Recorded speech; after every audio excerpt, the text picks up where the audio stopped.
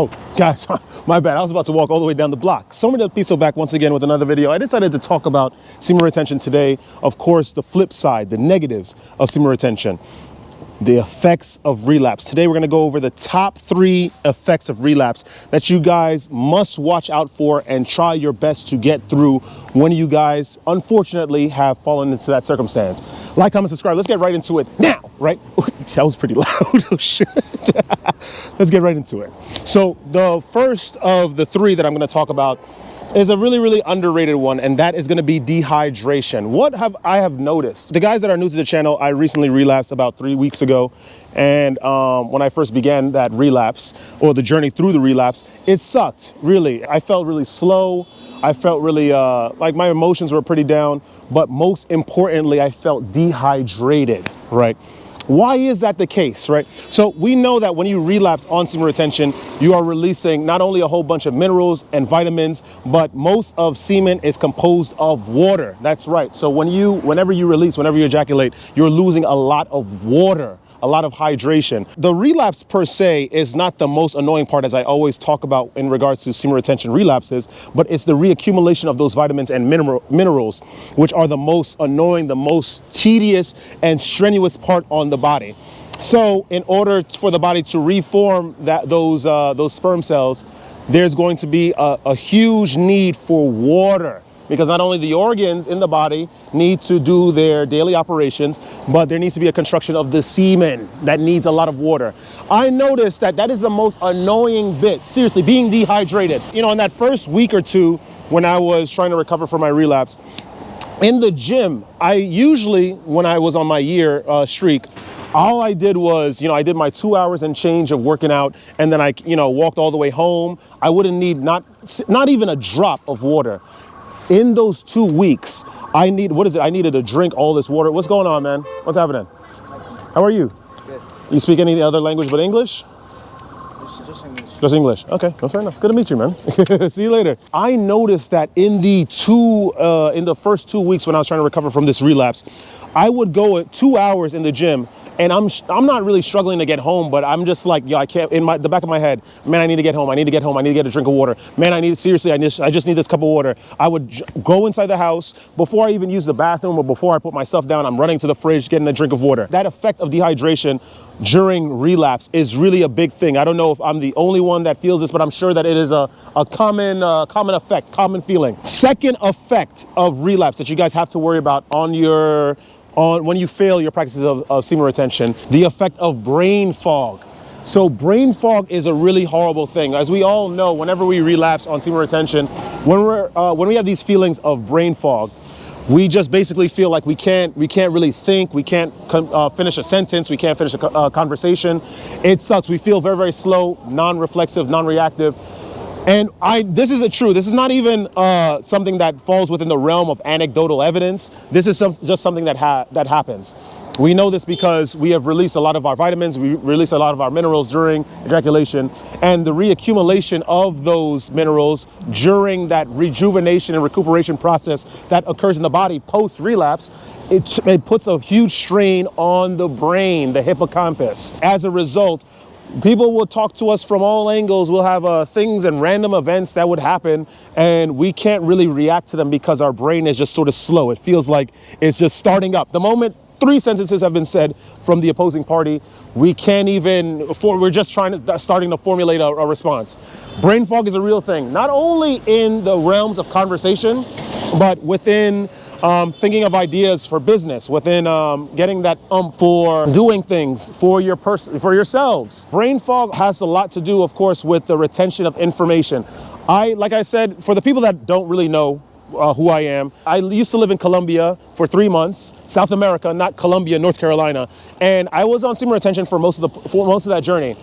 I learned Spanish in 3 months. I learned Spanish very quickly. That would not have happened if I was not on semen retention. I promise you this. Remember, when you are retaining your essence, you are remembering a lot. Your memories are very vivid, they're very strong, and they're very vibrant. words and vocabulary, at least this is how it worked for me personally, idiosyncratically. When I was trying to learn specific Spanish vocabulary, a lot of those things just stuck in my head. And I had like little, not visions per se, but I had thoughts and ideas of blending these things. What this sentence would sound like this, how this word would sound with this verb, and so on and so forth. I would not have that active, fervent mind if it wasn't for the practice of semen retention.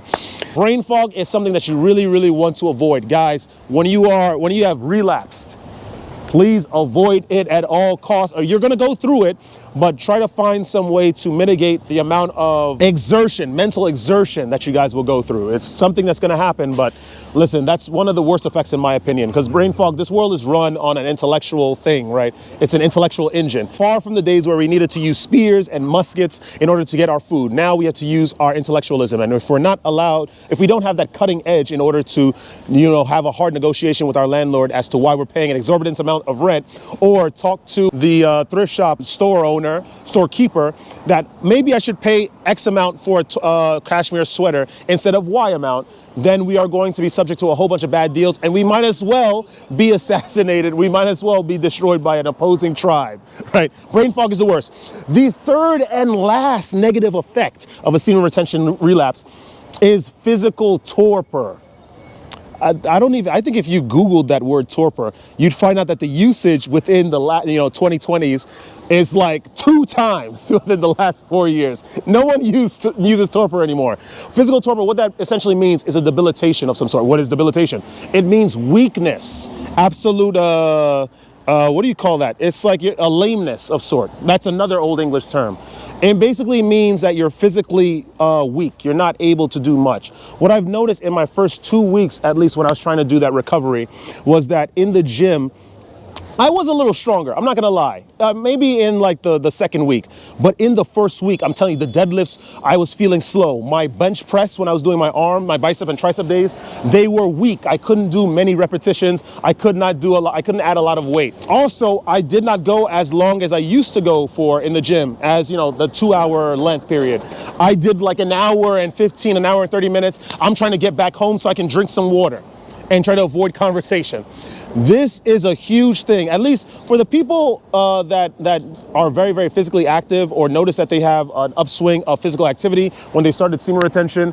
When you post-relapse, when you're trying to exist post-relapse and you're trying to go back on your usual gym schedule and gym frequency, and it is weak, it is a huge blow to the soul. You'll get crestfallen. What does crestfallen mean? It just means that you're lacking in confidence. You're just sort of lacking in motivation and whatnot because of perhaps some sort of physical event or an accumulation of physical events. That's exactly how I felt in the first week or two during post-relapse. It really sucks having that physical torpor, because I like to do a lot of things in the gym. I like to go at least 4 or 5 times a week, going hard, 2 hours every single day, no back pain, no knee pain, nothing whatsoever, no need or no desire to quench my thirst. And it sucked that in the beginning of the first, week to 2 weeks post-relapse, I felt a huge torpor, a huge debilitation to my physical strength. So this is something that you guys have to watch out for, most definitely, because it really exists, this physical torpor, and it's really unfortunate. Not only this extends to just your gym work. A lot of us, men in general, in the Western world, a lot of us are not working as much as women are working. We are doing a lot of physical labor. We are in supermarkets, pushing pallets. We are working construction, lifting beams and whatnot, or assisting with lifting beams. I don't think anyone is like some sort of strong Superman, right, and lifting beams by themselves. All in all, we are using a lot of physical strength in order to maintain our lives here in this Western civilization. When there's a physical torpor, because I don't know, perhaps we've relapsed so many times on semen retention that we just noticeably see a difference. There's going to be a lack of work, of physical output. There's going to be a lack of physical stamina. You're not going to be able to stand as long as you can in public transportation. When you finally get a seat on public transportation, you're not going to feel the want to give up your seat, perhaps for an elderly person or a female. You are just completely tired. Your physical energy is spent because you are relapsing all the time. These are all effects. If you guys think I'm some nutcase yelling at the corner of some random street, a random neighborhood in Brooklyn, then you are sadly mistaken, because I'm telling you, this is a fact. This is the truth. I'm not saying it happened to me. I think that the best way in order to triumph over this scourge of physical torpor is to if you're traveling on public transportation, get up, give your seat up to an elderly person or a female, right? Lean on the goddamn pole. I did all this. Right? I did all this, not as in some hopes to sort of increase my favor in terms of the good karma, but it's just the right thing to do. At least on this practice, this long year and month streak I've been on semen retention, I learned a lot about how things work. And I'd rather be on the good side of things rather on the negative side. This is what I'm saying. So we went over physical torpor, horrible when we relapse on semen retention. We understand the weakness that it gives us.